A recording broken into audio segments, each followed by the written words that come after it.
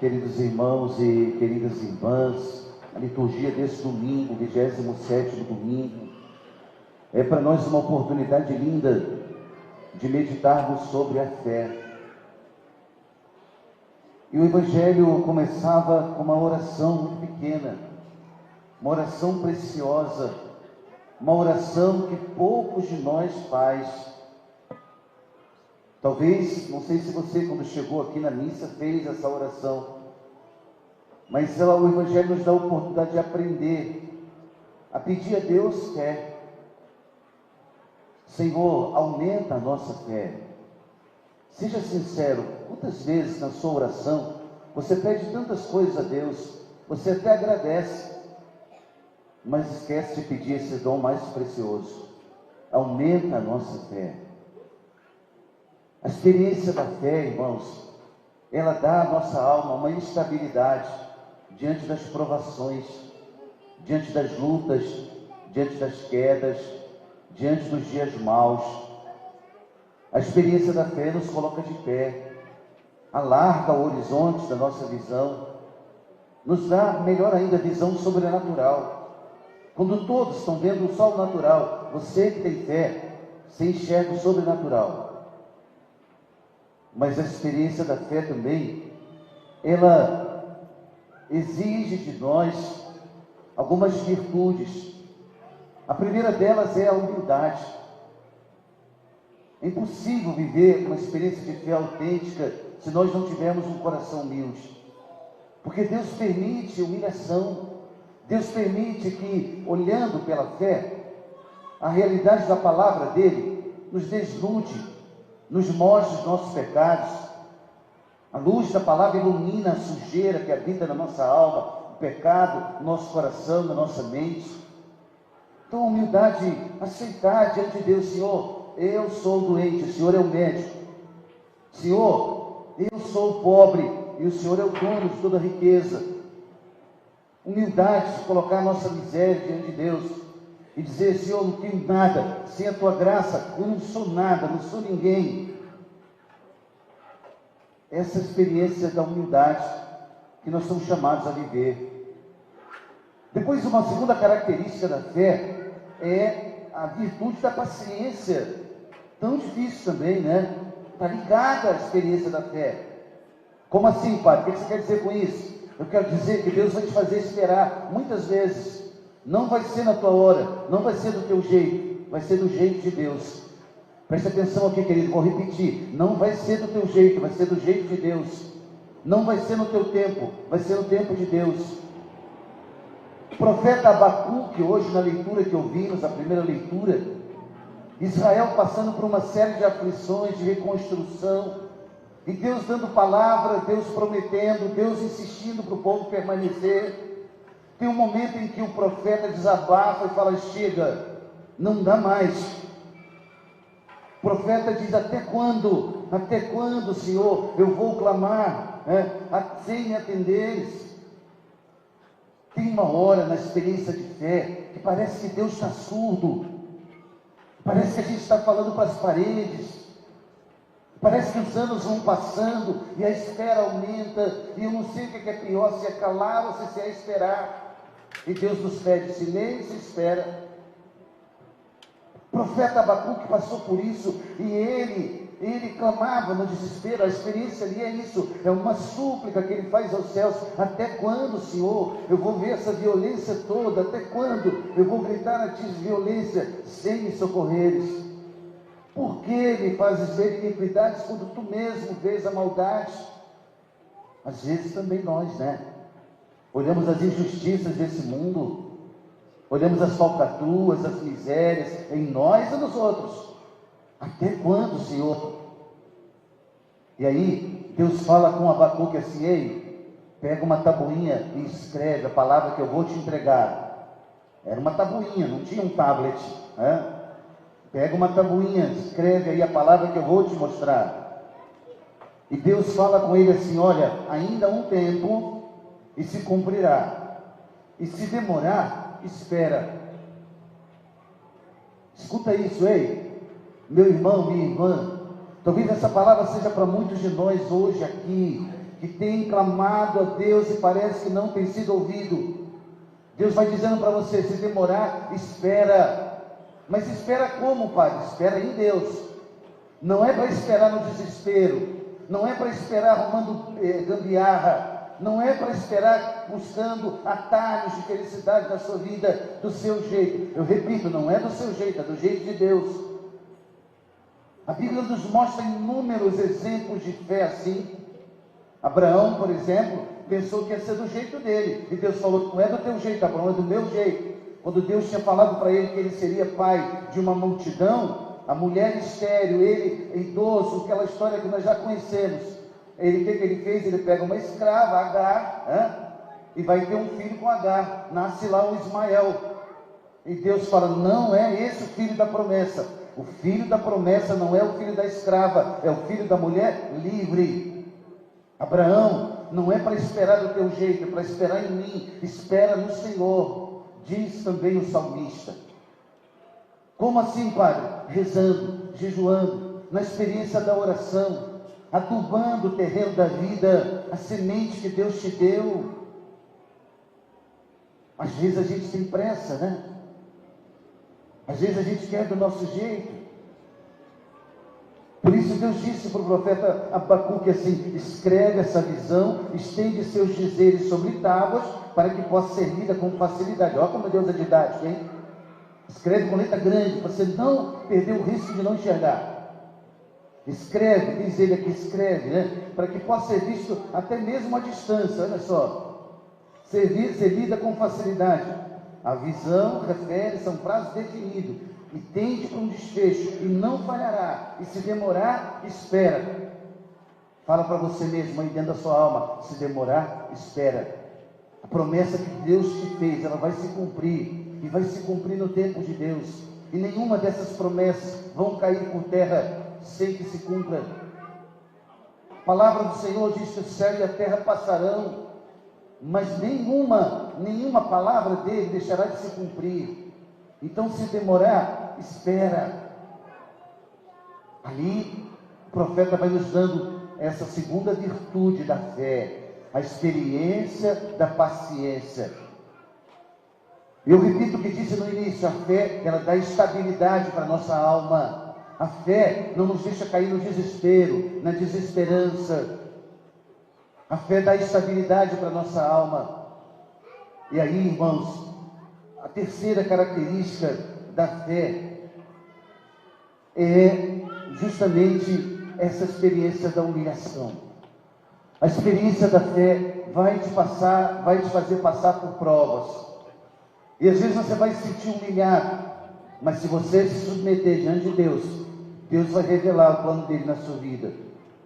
Sempre foi assim na história da salvação. Todo mundo que se humilha diante de Deus é exaltado. Agora, quem se exalta, esse sai humilhado.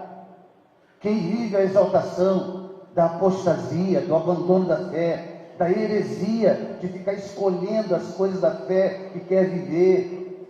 Esse que quer viver na soberba: não, eu não aceito as coisas da igreja, tem que ser do meu jeito, do jeito que eu entendo. Isso é soberba.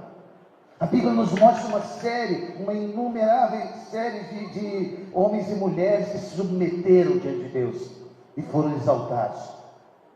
A experiência que eu citei de Abraão, podíamos falar de outros testemunhos do Novo Testamento, ou ainda do Antigo. Lembram de Jó? O Senhor deu, o Senhor tirou, bendito seja o nome do Senhor. Lembram? E tantas outras histórias. Nicodemo, Jesus falou com ele: olha, se você não nascer de novo, você não vai entrar no reino de Deus. Você é mestre em Israel, não sabe essas coisas? Que humilhação, né? Um mestre, chefe dos fariseus. Você é mestre e não sabe dessas coisas. Se você não nascer de novo, não vai entrar no reino de Deus. Não adianta ficar falando que eu faço obras bonitas, ficar trazendo elogios para mim, não. É um novo nascimento. É morrer para o pecado e nascer para a graça. A experiência da fé, irmãos, é essa experiência vital. Por isso Abacuque também dizia na leitura de hoje: o justo viverá pela sua fé. O justo viverá pela sua fé. É daí a seiva da nossa vida. que alimenta a nossa alma.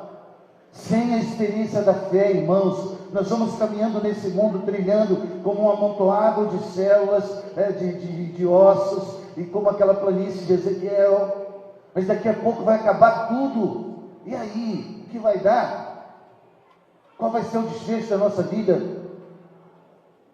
Pois a palavra hoje vai ensinando para nós essas características da fé.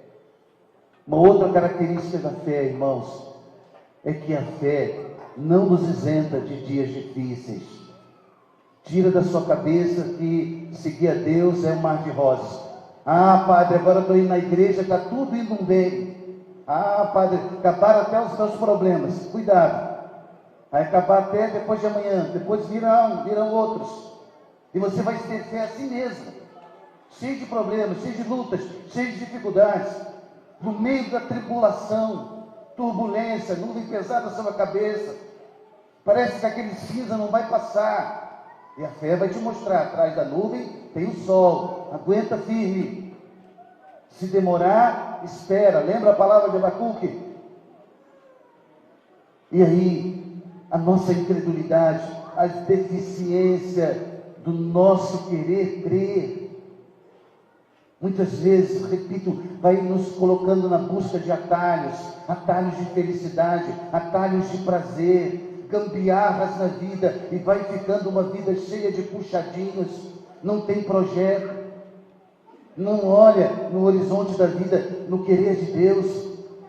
A experiência da fé tem que fazer brotar em nós essa pergunta: Senhor, o que o Senhor quer de mim? Deus, eu estou aqui. Deus, eu vim a essa igreja hoje, eu tenho fé, mas é tão pequena ainda. Aumenta a minha fé, fortalece a minha fé, amadurece a minha fé, enraiza a minha fé. Deus, estou aqui nessa manhã, talvez vim de turista, passeando, não tinha nada para fazer, vem aqui, mas o Senhor pode mudar a história da minha vida, da minha casa, da minha família. Lá em casa tem uma história de maldições, tem uma história tão triste que vai se repetindo de geração em geração. Eu quero te pedir a ti, a Deus, na fé, corta esse ciclo, quebra essa corrente ininterrupta, Senhor, na fé. Pois, meus irmãos, hoje, olhando para essa palavra, nesse domingo, dia do Senhor, a oração feita pelos apóstolos tem que ser a nossa oração. De agora em diante, nenhum dia da sua vida, deixe de pedir isso a Deus. Talvez você até esqueça de outras coisas, não tem problema, elas virão como consequência da sua fé. Mas peça a Deus: Senhor, aumenta a minha fé. Que eu tenha fé nos dias difíceis, que eu tenha fé nos dias bons, que eu tenha fé em todos os momentos. E aí, eu vou repetir aquilo que eu falei alguns domingos atrás. Desculpa você que estava aqui, vai ouvir de novo. Mas a gente tem confundido fé com um sentimento religioso. Uma boa vontade, assim, com coisas religiosas. Isso não é fé, não é a fé bíblica. No aspecto humano, natural, a gente até acredita, em tantas coisas. Eu acredito que o engenheiro que construiu isso aqui estudou direitinho, tinha juízo. Isso não vai cair na minha cabeça, nem na sua. Beleza, é uma fé natural. Eu acredito que a fundação foi bem feita aqui, isso que não vai afundar. Tá bom, é uma fé natural. Mas não é disso que eu estou falando. Nós estamos falando da fé sobrenatural, daquilo que nós não vemos, de onde nós apoiamos a vida, porque Deus falou, eu posso crer, porque Deus é meu Pai, e Ele é amor, e eu posso confiar, porque Deus tem o melhor para mim, foi Ele que me criou, e daqui a pouco Ele vai fazer assim, e vai me tirar a vida. Ele é meu Pai, e Ele é o dono do mundo. É dessa experiência de fé que a gente está falando aqui. E aí, meus irmãos, o pedido retorna: Senhor, aumenta a minha fé. Sentimento religioso todo mundo tem, de uma forma ou de outra, às vezes no Deus bíblico, às vezes num ídolo. Sentimento de fé todo mundo tem, de alguma forma ou de outra. E no mundo de hoje, o relativismo religioso, o relativismo dogmático é ainda maior, E é triste quando eu escuto um católico dizendo assim: não, o importante é acreditar em alguma coisa, Não, o importante é acreditar na revelação de Deus. Ele revelou pelas criaturas dele, a sua criação já fala, a obra já fala do artista. Mas mais ainda, nós somos privilegiados. Ei, querido, escuta, nossos olhos se abriram, nosso coração foi tocado pela graça. E nós não olhamos só as criaturas, nós ouvimos a palavra do Criador. Oh, que experiência de fé maravilhosa, né? Agradece a Deus sua fé. Agradece a Deus esse dom que Deus deu a você. Talvez não tenha dado a outros lá na sua casa. Não basta só dizer, não, padre, lá em casa só eu sou de igreja, ou então só eu não sei o quê, ou minha mulher não é de igreja, ou meu marido não é de igreja. Não tem nada disso. É porque ele não tem fé. Porque a hora que ele tiver fé, nunca mais você vai chamar. Nunca mais. Ele vai tomar iniciativa com as coisas de Deus. Ele vai colocar a vida a serviço de Deus. Ele vai entender que a profissão, a vida, a história é um serviço a Deus. E não o contrário. A soberba nos colocou sentados numa cadeira acolchoada, não foi? E a gente acha que Deus tem que servir a gente. O evangelho de hoje terminava falando isso, né? Olha aí que coisa linda. Assim também vós, quando tiverdes feito tudo que vos mandaram, dizei: somos servos inúteis, fizemos o que devíamos fazer. Essa é a quinta e última característica da fé no dia de hoje, que eu quero dizer para você. A tua fé tem que colocar a tua vida a serviço. Como assim, padre? Mas não é para ficar esperando aplausos ou retribuições. Ah, eu fiz tanta coisa, ninguém me agradeceu. Estava servindo a quem? A você ou a Deus? Na sua casa, na sua família, no seu trabalho, na sociedade, aqui na comunidade. Aqui no salão, esse final de semana, mais de 200 pessoas estão ali envolvidas no serviço para servir a comunidade. Escondidos, fritando as coisas ali nas cozinhas e tal. Ninguém está vendo. Deus está vendo. Experiência do serviço, da gratuidade, da fé que coloca a minha vida à disposição do outro. A experiência da fé que tira esse olhar míope sobre mim mesmo e fica aí com a náusea da própria existência. Ah, minha vida não tem sentido, não sei o que fazer. Começa a servir para você ver como é que vai ter.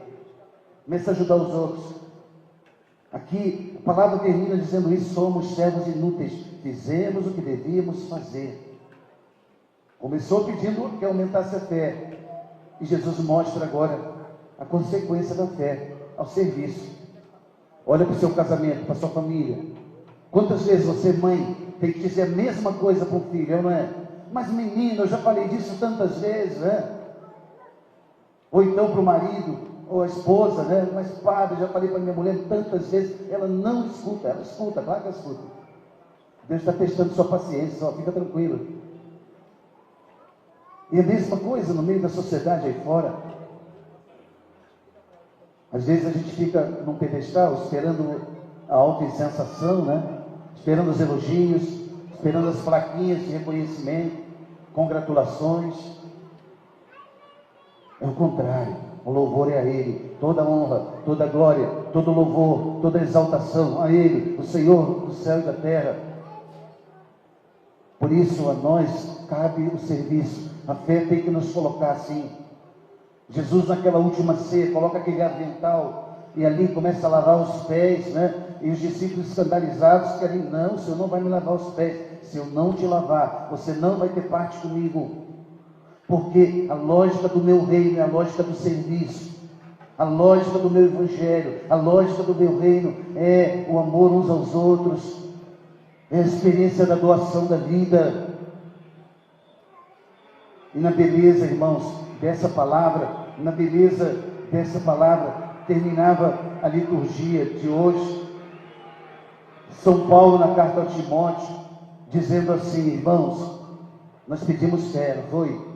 Paulo está pedindo para Timóteo: Timóteo, caríssimo, eu te exorto a reavivar a chama do dom de Deus que recebeste pela imposição das minhas mãos.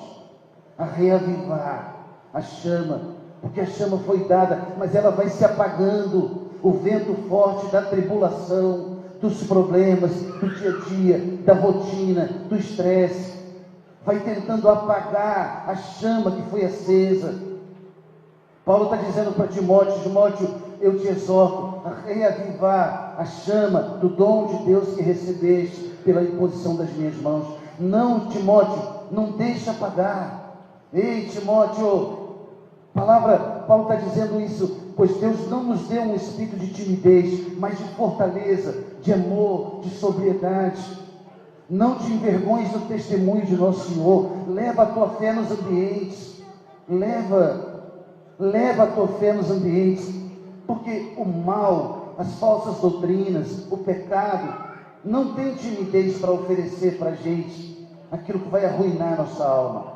Pelo contrário, o mal é exibido, o mal é colorido, tem sempre uma embalagem bonita, e o bem fica ali discreto, tímido, quase com vergonha de oferecer a sua parte. Não, Paulo está dizendo: não te envergonhes do testemunho de nosso Senhor, não te envergonhes, pelo contrário. Paulo termina dizendo isso para Timóteo: guarda o precioso depósito com a ajuda do Espírito Santo que habita em nós. Você já tem a força aí dentro do Espírito Santo. Você foi batizado. Ei, querido, querida, você foi batizado. Aí uma experiência dinâmica que o Espírito Santo colocou dentro de você. Não vem de você mesmo. Não é essa história de energia, ou de força de pensamento, ou pensamento positivo. Não, é a força de toda a energia que é o Espírito Santo. Você fala: olha, eu não vivo de pensamento positivo, eu vivo da energia do Espírito Santo, que para nós cristãos tem outro nome, se chama graça. Quem me move é a graça de Deus. É assim que um cristão vive. E aí eu escuto católicos com esse linguajar, esse vocabulário. Pensa positivo, hein? O que há de positivo em você vem do Espírito Santo. Fala isso para as pessoas, verbaliza. Não fica engolindo essa linguagem pagã e sorrindo para ela. Não, respeita quem pensa assim, mas oferece o Evangelho. E diga para as pessoas: quem me move é o Espírito Santo. A dinamis, quem me move é o Espírito de Deus. Como Paulo falou para Timóteo na leitura de hoje. Hoje você vai fazer essa oração pequena. Eu vou te convidar a isso de novo. A pedir a Deus assim: Senhor, aumenta a minha fé. A pedir a Deus de verdade, sinceramente: aumenta a minha fé. E com as consequências todas dela. Com o que deve com aquela palavra do Pai Nosso tão difícil: seja feita a vossa vontade, assim na terra como no céu. Experiência da fé. Talvez você possa pensar: padre, mas eu tenho uma fé tão pequena. Pois peça a Deus para aumentar agora. Parece que em momentos eu nem tenho fé. Peça a Deus esse dom agora.